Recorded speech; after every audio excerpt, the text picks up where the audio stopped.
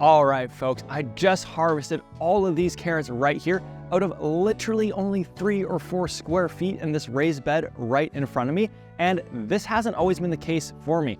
So for the last several years, I've really struggled to grow carrots. But each and every season, I designed a little experiment and I took the learnings from that experiment, applied it to the next season, and now I'm getting consistent crops of carrots coming out of my garden every time that I plant them. And so in this video, I'm gonna walk you through the 7 steps that I now utilize for growing carrots from seed all the way to harvest, so you can be getting amazing carrots each and every time you go to plant them. And the very first step that we're gonna get started with is location. And the rule of thumb for carrots is that the more sun, the better they're going to grow. And so when we look at my backyard here, the sunniest parts of the garden are against the back fence there. But I had already dedicated all of that real estate to other sun-loving plants. So what I decided to do was put in a brand new raised bed using a little bit of scrap wood that I had so that my carrots could be getting a lot of sun as well. Now, the second step that's critically important is to prep your soil. And what I've learned from my experiments over the last 3 years is this is one of the most important factors to them growing really well. See, the majority of my garden, I utilize a blend of 75% compost and 25% vermiculite. And a lot of vegetables such as tomatoes, zucchinis, cucumbers grow incredibly well in this mixture because it does an amazing job of retaining moisture. But when it comes to carrots, we actually want a soil that retains less moisture. And the reason for that is because carrots have what's called a taproot. And what it's going to do is go searching down through the soil for water. And so if we're using a soil that retains a lot of moisture, it doesn't need to go down very far and look for that moisture. As a result, we end up with smaller carrots. But if we use a soil that doesn't retain as much moisture,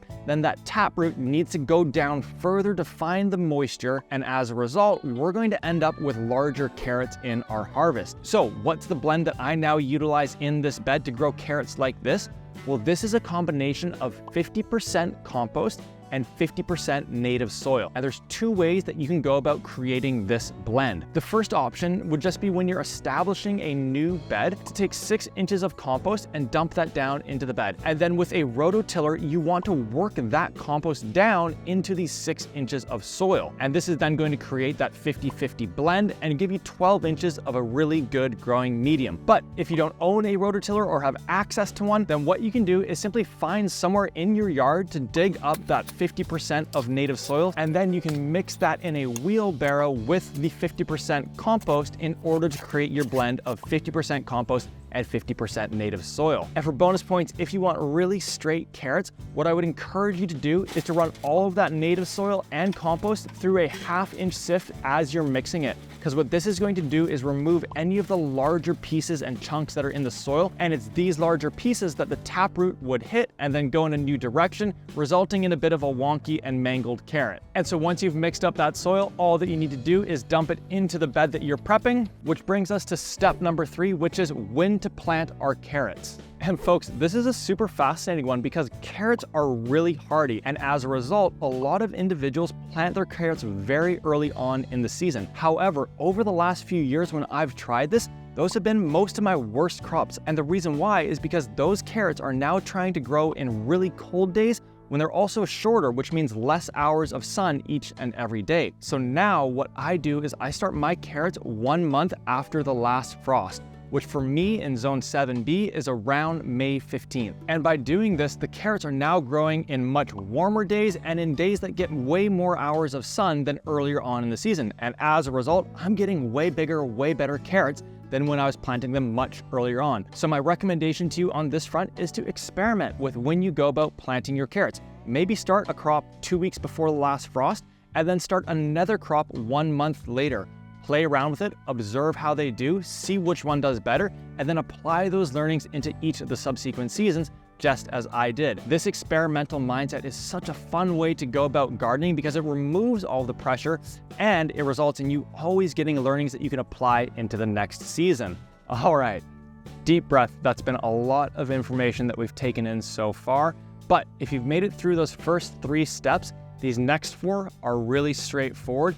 And on the other side of them, you've got everything that you need in order to grow amazing carrots. So hang with me here as we go through our final 4 steps, beginning with step number 4, which is planting our carrots. And so in the area that you've prepped, what you want to do is measure out 9 little divots per square foot. And you can either do this by hand or by utilizing a spacing tile. And after you've made those 9 divots, what we're going to do is place 3 carrot seeds into each one of the holes. And the reason why we're placing 3 carrot seeds in each hole is that ensures that at least one of them germinates and begins to grow. So with the seeds in each divot, what we now want to do is cover each divot with 1 centimeter of worm castings. And the reason why we're going to utilize worm castings is because for our seeds to germinate and begin growing, they need to be in a consistently moist environment for 10 to 14 days. And worm castings do an amazing job of retaining moisture, so ultimately it's going to make it a bit easier for these seeds to be germinating. And that might mean that for these first 14 days or so that you have to water 2 to 3 times per day. It's a little bit of work up front, but it's ultimately going to result in you getting a really high germination rate and tons of carrots to be enjoying later on in the season. So definitely ensure that the soil is always moist during the germination process. Now, after 14 days, I know that you're going to have all kinds of beautiful carrot babies that are poking through the surface. And that leads us to step number 5, which is all around thinning and fertilizing our carrots. And so as you get towards day 25 to 30 and all of your carrots have germinated, what we actually want to do is come through and thin each of the divots down to 1 carrot. And the reason why we do this is because if we didn't thin them down, those taproots are going to begin wrapping around one another and strangle each other, resulting in kind of like wonky and misshaped carrots growing in our garden. But by thinning them out, each carrot is now going to be able to grow straight down, just like these ones that we just harvested. And so to thin the carrots, all that you need to do is go to each one of the divots and find where there is more than one, and then simply pull the extras out so that we're left with 1 carrot in each one of the divots. And right after you finish thinning them out, it is the perfect time to now go about fertilizing our carrots. And all that I do is put down 1 tablespoon of 444 organic fertilizer per square foot, and then scratch that into the top 1 inch of soil. And this will ensure that the carrots have all the nutrients that they need in order to grow to their absolute fullest potential over the course of the coming 50, 60, 70 days. And folks, we're on to step number 6 here. And just before we touch on that one, at this point, things become really, really easy with carrots. They basically just run on autopilot until it's time to harvest.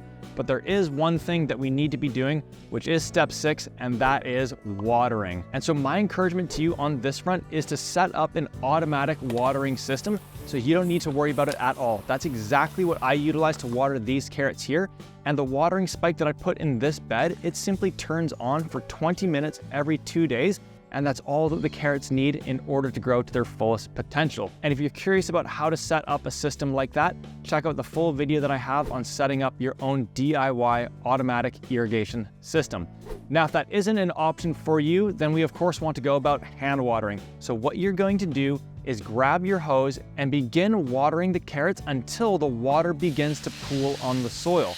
When it does that, move on to another part of your garden and water that area while that water that's pooled begins to work its way into the soil. And once it's worked its way in the soil, come back to your carrots and do a second round exactly like this. And the reason why we're watering like this is because we don't want to water just the top 1 to 2 inches of this soil.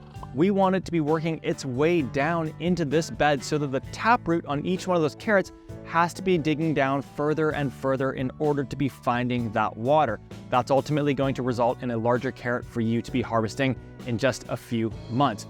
So with watering, think less frequently and more deeply. And that brings us to our 7th and final step for today. And it's hands down the most fun one. It's the one we've been waiting for, and that is harvesting. And when it comes to harvesting, what's really cool about carrots is that there isn't a set time that we have to be harvesting them at. As a matter of fact, I could go to much younger carrots, such as this succession crop right here, and I can just work my way in and voila.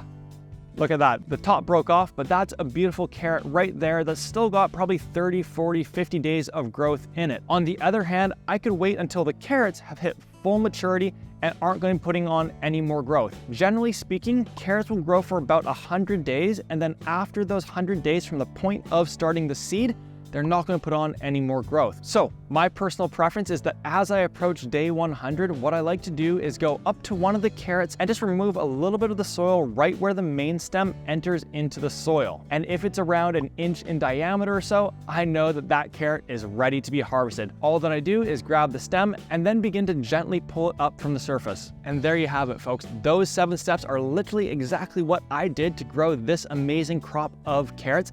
And I know that you're going to have similar successes if you put them to use. So I hope that my trials and experiments, flops and failures over the last several years have taught you a thing or two and ultimately are going to save you a whole bunch of time in the garden. Hope that this video has been valuable. Can't wait to catch you on the next one. See you soon.